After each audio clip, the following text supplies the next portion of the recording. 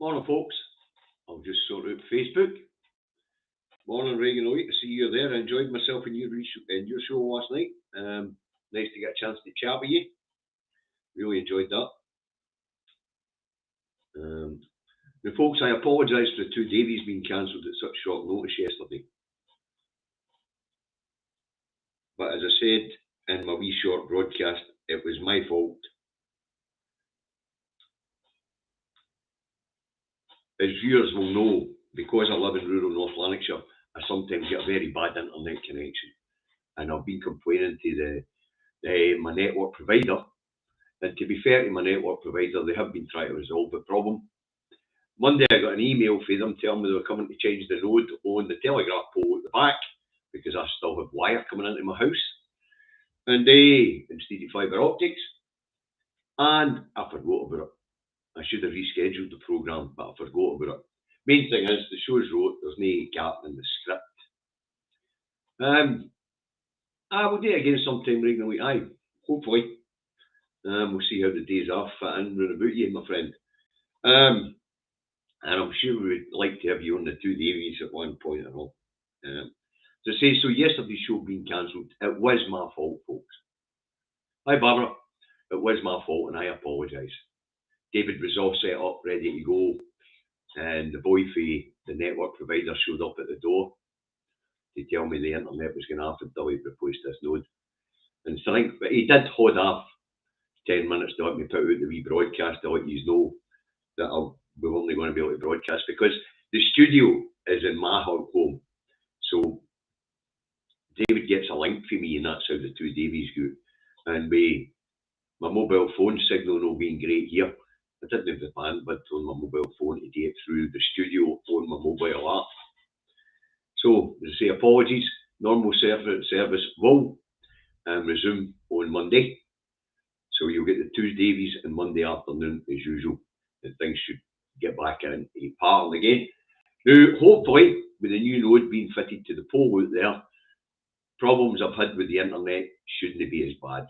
I dare say when we have weird weather, we'll still get some problems with internet, but that's the way it is when you live in a rural location.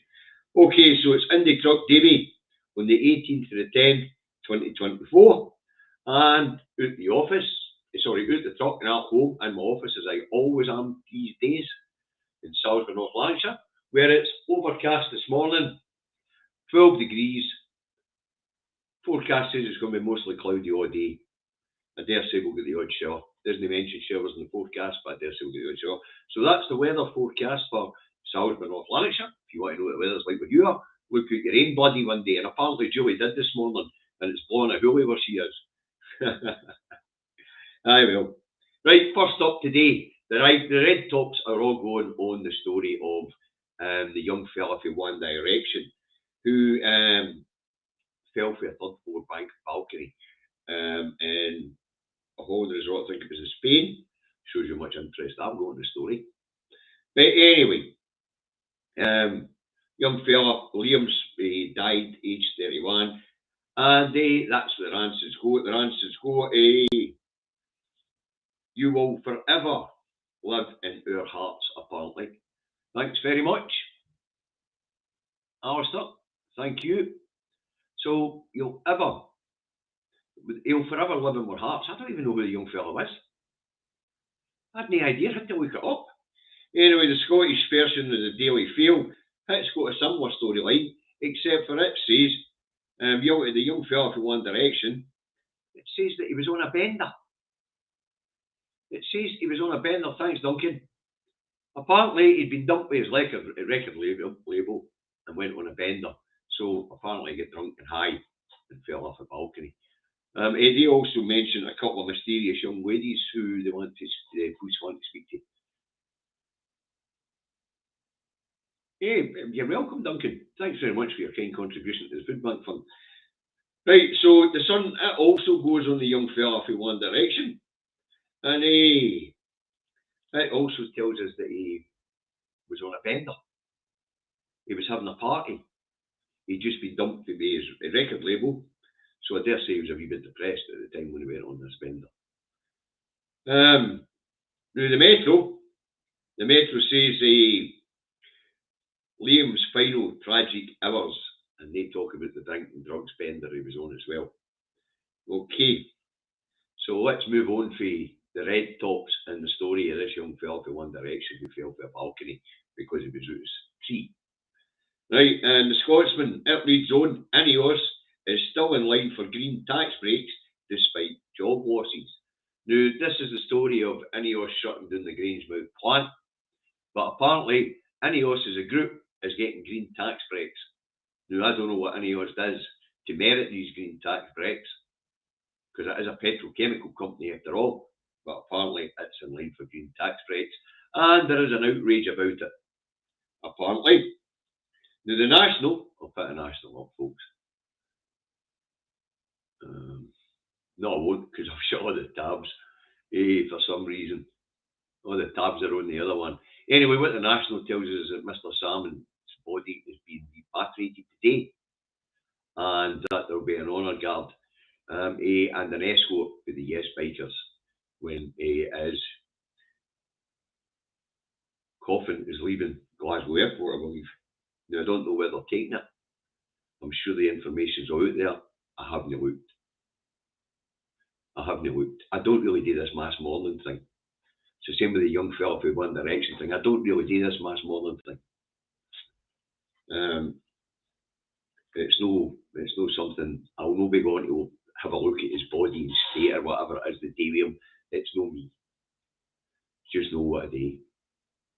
So, respect to those who are going to go and form the honour guard, but it's no me. It's no something I would do. I don't do mass grievance. You know, I just don't. Right, now the Herald goes on. Cancer survivors plea for sudden menopause support. Now, I didn't know this, but apparently some young women, when they go through cancer treatment, it triggers the menopause. I didn't know this. I have to be honest, I didn't know it. Now, apparently there's a plea out for them to... he's going to Aberdeen Airport to Fraserburgh, is it? There you go. Better informed than I am. Jane, thank you very much. And thanks, Liz, for your kind contribution to the Food Bank Fund. As I say, I don't do the mass grieving thing, Jane, so it was never going to something I was going to pay much attention to. I know that he was being repatriated today. I would imagine he was going to Aberdeenshire. Picked up, rang, thought he was going into Glasgow. There you go. So thanks for your contribution, Liz. And thanks for your information, Jane. As I say, just don't do this mass mourning thing. Leave Alec and his family. You know, as far as I'm concerned. But as I say, the cancer survivor thing and triggering early menopause. Well, I've learnt something today. Learnt something reading the article because I didn't know. There you go.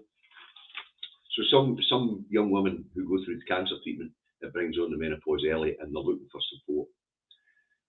I don't think there is any such thing as support for menopause. My wife's going through it now, and apparently everybody goes through it differently. You know, what I can tell you is, it's a bloody nightmare. You're a totally different person. I can't wait to get soon, maybe get the old wife back, because the one I've got the news is a nightmare. Right, moving on. The Times has Hamas leader is killed in a chance shelling by Israel. And the subtitle to that one is War to Continue, says Netanyahu. And the Telegraph, it runs on the same story. Israel kills Hamas leader. Now, the problem for Israel is you can kill as many leaders of the Palestinian people as you want. The only way to put an end to the fight for Palestinian self-determination in the Palestinian state is to wipe them all out. And that would appear to be Mr. Netanyahu's mission, to wipe them all out.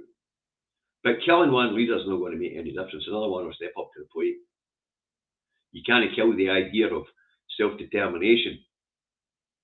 Can't kill it here in Scotland, can't kill it in Palestine. You can't kill it in other parts of Europe as well. So, it's as simple as that. You know, killing one Palestinian leader isn't going to end the Palestinian struggle for self-determination. There's only one way to do that, and it's to wipe them off if we them up. And that's what Netanyahu is trying to do. And he needs to be stopped. He needs to be stopped. Right, the loony rag, the right-wing rag, the Express, is telling the truth again for a second day in a row. Fucking hell, you could have knocked me flat with a feather. The Express actually having a true headline. And the headline in the Express today is a Chancellor accused of causing uncertainty.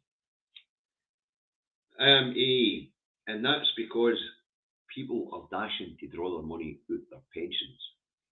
Hedge funds are having to pay wads and wads of cash now to people drawing down their pension before the budget. Because apparently the Chancellor's coming after for pensions. To plug this now, £40 billion black hole. It's not just picking a figure out the fucking air, it doesn't exist anyway. Why not tell us it's 100 billion quid, Rachel? Why don't you tell us it's a fucking gazillion quid, Rachel? It'll not make any difference. It's all imaginary anyway. 97% of the national debt we owe to ourselves. And we're quite lenient with ourselves about it. It's not as if we're champing our own doors and demanding payment. But it is true. No. People own a pensions cash in panic as Labour budget tax rises loom. And that is true. The pension industry's pulling its fucking hair out right now. And the eye has, it goes in a budget story as well, it says UK public services cut in budget. Labour's ministers accusing Number 10 of complacency. Basically what Labour's ministers are telling Number 10 and Number 11 is, you're just the fucking same as the last lot, if no worse. Where's the change? Even Labour MPs are starting to, backbenchers are starting to get really annoyed at the Starmer leadership and Reeves. Because they keep telling us there's not going to be any more austerity. But I keep hearing about cuts. 3 billion to be cut by the benefit bill. Austerity. Winter fuel. Top up. Cut for 10 million pensioners. That's austerity, folks. Keeping the 2-child cap. Forcing an extra 250,000 children into poverty this year, 2024. That's fucking austerity, folks. So when that Labour government is standing there saying austerity's over, you can look at them straight in the eye and say, you're a fucking liar. Nothing's changed. And now they're telling us there's going to be massive public service cuts. Is there fucking anything left in the public services to cut? Wow. And the Star, what's the Star got for us today? Well, it goes along with the rest of the red tops. And it goes on the story of a young fella, Liam, to One Direction, who went on a bender after being dumped by his record label and fell off a balcony. Tragic story, still don't do mass grieving. Not interested.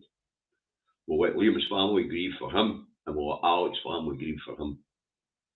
Me, I'm going to get on with things. We'll carry on as normal.